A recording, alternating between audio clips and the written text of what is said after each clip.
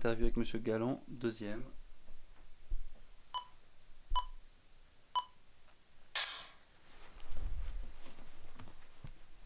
Maintenant, disons, on va parler de la période de son voyage en Inde. Il en a fait plusieurs par la suite, mais au tout début de sa rencontre avec le sage indien. Qu'est-ce qu'elle a découvert dans ses voyages en Inde? Qu'est-ce qu'elle recherchait?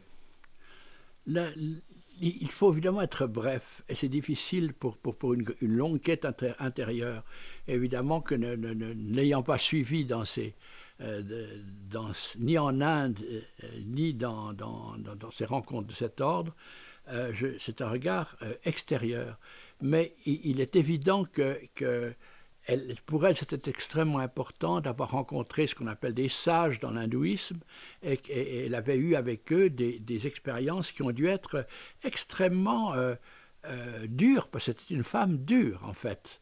C'est-à-dire qu'elle a commencé par rencontrer des sages avec un scepticisme, et avec cette distance, cette espèce de même ce calcul des réalités objectives qui faisait qu'elle ne voulait pas se laisser embobiner et entraîner partout. Et elle a parlé à plusieurs de ses amis d'un regard que un sage en Inde a échangé avec elle pendant un immense moment où littéralement elle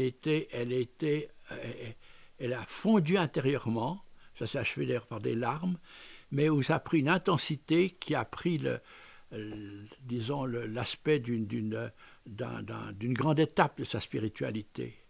Et après, elle a vu d'autres sages, en particulier Krishna Menon, qui l'a influencé. Mais enfin, il y avait ce moment qui pour elle va compter, qu'elle va développer sans arrêt dans les années qui suivront et pour le reste de sa vie, avec des rencontres d'autres hindouistes, et des voyages en Inde, etc. Ce qu'il faut en retenir, c'est que ce qu'elle me disait avec autorité, parce qu'elle me parlait comme une amie autoritaire, elle me disait attention, je ne crois pas à une spiritualité dualiste. Elle me répétait toujours ça avec force. Alors on peut l'interpréter comme on voudra, il y a des pages là-dessus, mais l'essentiel, c'est, je dirais, la dimension transcendante qu'il habitait et qui la rendait proche de tous ceux qui ont lu Guénon ou tous ceux qui croient à l'unité transcendantale des religions, etc. Je ferai des remarques à ce propos-là de plusieurs ordres. C'est qu'elle a beaucoup lu sur l'histoire des religions.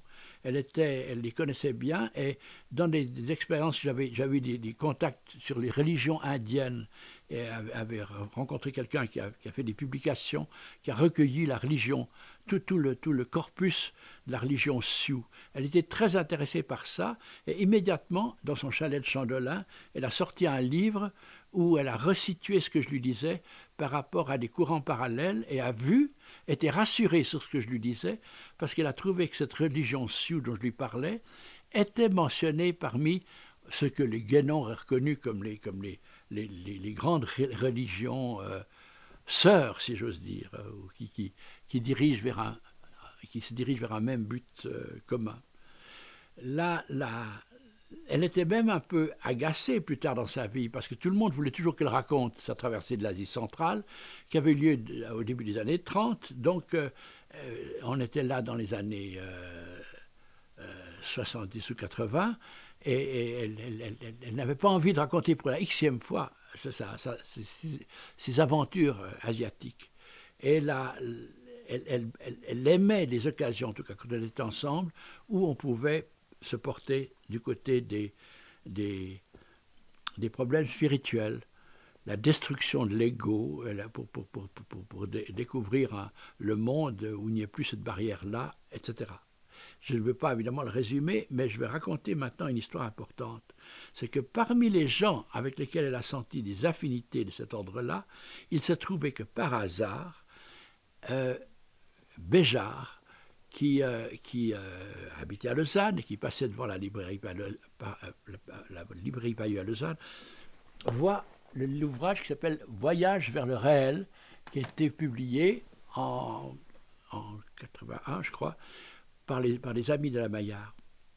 Il prend ce livre par hasard et se rend compte que c'est une femme inouïe qui est en Suisse. Et parmi tous ceux qui sont très très moyens dans notre bonne Helvétie, il s'est rendu compte qu'il y avait là une figure qu'il lui plairait de voir. Et donc il a décidé, apprenant qu'elle habitait dans un chalet de Chandelin, d'aller la voir.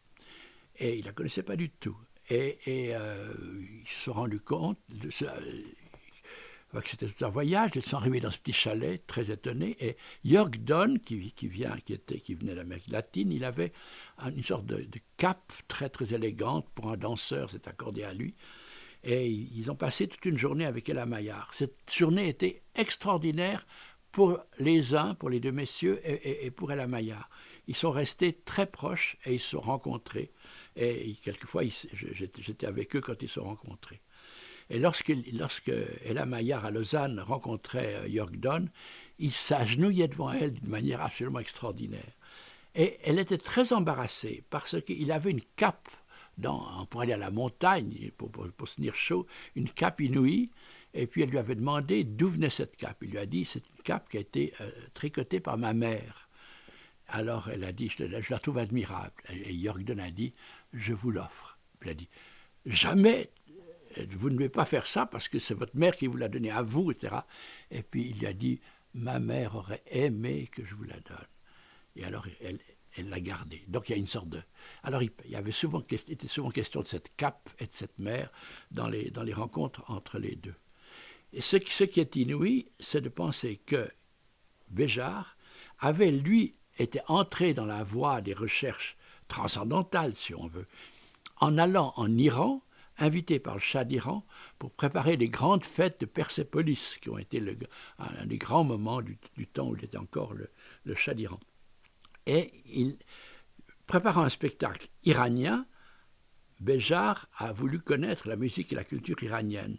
Il n'a pas pu rester assez longtemps et il a quitté le Shah en disant « Je suis désolé, c'est une musique trop complexe, mais j'aimerais tellement que mon spectacle soit rempli de ça. » Le Shah a dit « Mais pas de problème si vous devez partir. Je vous envoie un orchestre iranien à votre disposition à Bruxelles, où il est encore au Théâtre de la Monnaie. » Et alors à Bruxelles sont arrivés un petit groupe musical pour préparer le spectacle de Persépolis, par lequel Béjart s'est initié à une musique transcendantale.